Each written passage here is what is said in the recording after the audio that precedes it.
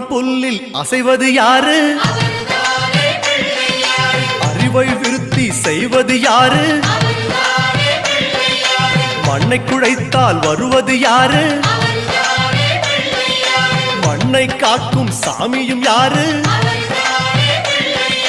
வெள்ளையருக்கில் உள்ளது யாரு? வெற்றி கொடுக்கும் கடவுளும் யாரு? முன்னே வந்த சாமியும் யாரு? அவரும் வாழ்வது எங்கே கூறு?